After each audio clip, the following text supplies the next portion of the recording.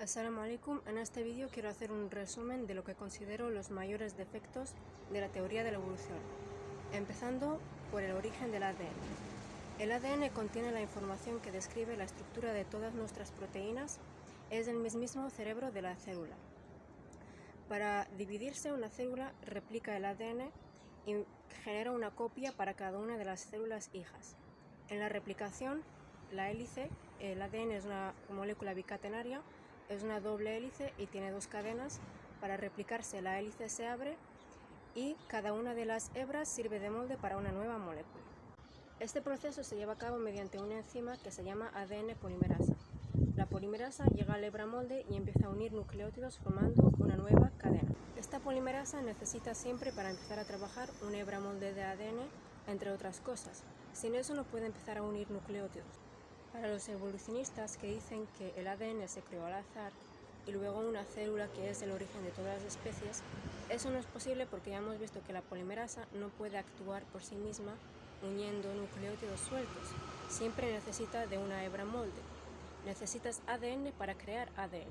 Y también para los que dicen que el origen no fue ADN, sino que fue ARN, lo mismo, el ARN también necesita una hebra molde para crearse. La ARN polimerasa necesita una hebra molde de ADN para empezar a unir nucleótidos. En ambos casos se requiere de una hebra molde.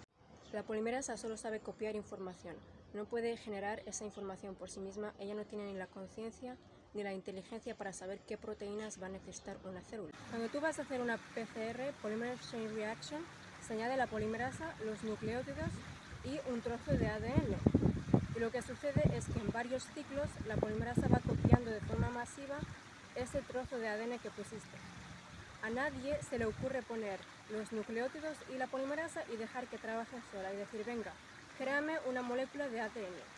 Todos los laboratorios saben que la polimerasa solo sabe copiar ADN, no sabe crear ADN. Entonces, si tan obvio es que una polimerasa no puede crear ADN, ¿cómo es que no se dan cuenta de que el ADN no puede crearse por sí mismo?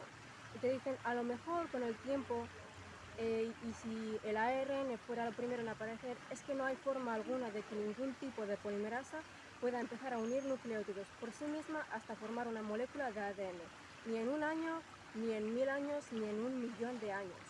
E incluso si sucediera eso y un milagro y tras otro ocurriera y la polimerasa pudiera unir esos nucleótidos, esta no formaría una molécula de ADN.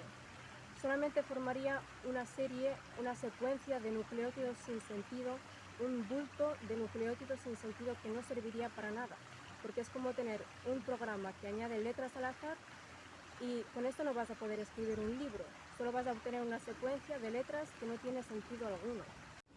Sin ADN no hay vida, porque una célula necesita ADN para vivir, e incluso si se dieran 300.000 milagros y el ADN se creara al azar y la célula entera se creara por sí misma al azar, ¿cómo pasas de eso a un ser pluricelular?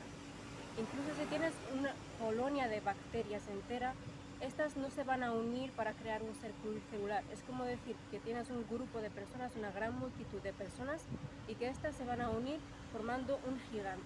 Las bacterias o cualquier organismo unicelular tienen identidad propia. No pueden unirse entre ellos para formar un organismo pluricelular. Incluso si eso sucediera, las mutaciones simplemente no pueden ser el mecanismo para diseñar nuevas estructuras, son errores en el ADN, no sirven para diseñar estructuras nuevas. Y luego cuando les sacas el tema te dicen, no, es que los científicos están trabajando en ello y un día conoceremos la explicación al origen del ADN. O sea, es una creencia. ¿Tú crees que un día se va a conocer esa explicación? Estamos hablando de creencia, ya no estamos hablando de teoría científica. Y a mí no me molesta que ellos tengan esa creencia. Lo que a mí me molesta es que te vengan con aires de superioridad, como si ellos tuvieran la postura objetiva y científica de la vida y los que creemos en Dios seamos supersticiosos, seamos irracionales. Es literalmente más probable que la saga entera de Harry Potter se cree por sí misma a que una molécula de ADN se cree por sí misma. Tú crees en esa irracionalidad y luego me vienes a mí a decirme que lo que yo creo es absurdo. Luego te salen con el tema de los fósiles y te dicen, no, mira, es que nosotros tenemos estas pruebas científicas que demuestran que tenemos razón. Por empezar, el registro fósil no se puede usar como evidencia para la evolución porque es totalmente lo contrario. Es una evidencia contra la evolución. Lo único que serviría de prueba en los fósiles es encontrar el fósil de una criatura a medio formar, porque desde que una criatura supuestamente evoluciona a otra, debería haber una multitud de especies a medio formar. Monstruitos o mutantes, llámalo como quieras, yo los llamo monstruitos, porque es lo que serían criaturas que les sobra o les falta algo. Por ejemplo, si tú dices que un reptil evoluciona a ave, pues el reptil con un bulto en la espalda que todavía no sirve de nada, pero que parece que va a transformarse en alas. Y luego otra criatura que sea su descendiente, en la que ese bulto se haya transformado en algo que parezca más a unas alas.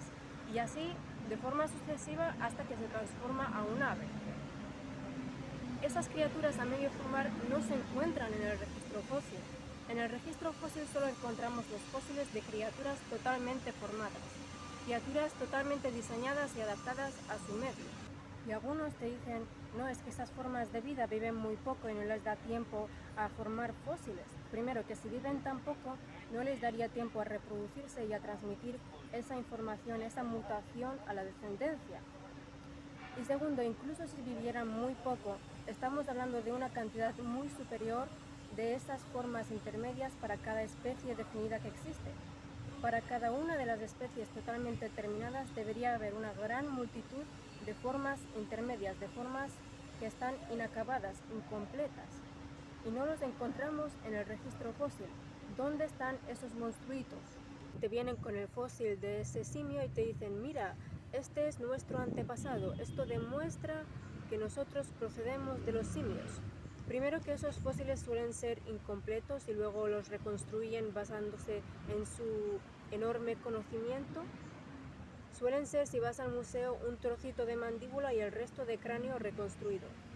Trozos de un esqueleto y el resto, la gran parte del esqueleto reconstruido. Las partes más cruciales están reconstruidas. Pero incluso si quieres creerte que esas reconstrucciones son fieles a la realidad, eso no demuestra que nosotros procedemos de esos simios. Es posible que hayamos convivido con eso. Entonces no es una prueba científica. El neandertal se creyó durante mucho tiempo que era nuestro antepasado y luego se demostró que convivimos con él. Entonces, ¿cómo puedes asegurarme que ese simio no ha convivido con nosotros? ¿Me lo tengo que creer? Esos simios podrían haber convivido con nosotros o haber vivido antes que nosotros. Y que tú los encuentres parecidos a nosotros no es una prueba científica de que nosotros descendamos de ellos. Recientemente se descubrió que uno de los huesos del esqueleto de Lucy, un ejemplo de fósil que los evolucionistas suelen usar frecuentemente, pertenecía a un babuino. Y dices, bueno, es que fue un error. Pero ¿por qué no pasan todos esos huesos de todos esos fósiles por el método científico y por pruebas químicas? ¿Por qué se apresuran nada más encontrarlos a encerrarlos en cajas, en vitrinas y que nadie pueda analizarlos? ¿Por qué esta prisa y por qué esta desesperación en cuanto a estos fósiles?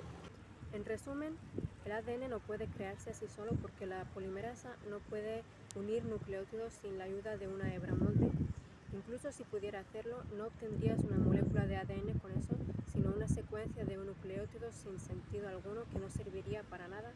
Incluso si obtuvieras una molécula de ADN y luego una célula, de eso no puedes pasar a un organismo pluricelular porque los organismos unicelulares tienen identidad propia. E incluso si lo consiguieras, las mutaciones no pueden servir como mecanismo de evolución porque son errores en el ADN, no sirven como mecanismo para diseñar estructuras, órganos y sistemas. El registro fósil no es una evidencia a favor de la teoría de la evolución, sino en contra de esta teoría por la ausencia de esos monstruitos o formas defectuosas, inacabadas, deformadas. Solamente aparecen criaturas totalmente acabadas y perfectamente adaptadas al medio en el que viven. Y que tú encuentres el fósil de un simio que se parece al ser humano no es una prueba científica de que nosotros descendamos de él y que sea nuestro antepasado, pero no es necesario discutir con ellos acerca de estos fósiles porque es físicamente imposible que una molécula de ADN se pueda crear a sí misma al azar. No hay ningún proceso en la naturaleza que pueda permitir eso. Entonces de allí tienes los mayores defectos de la teoría de la evolución.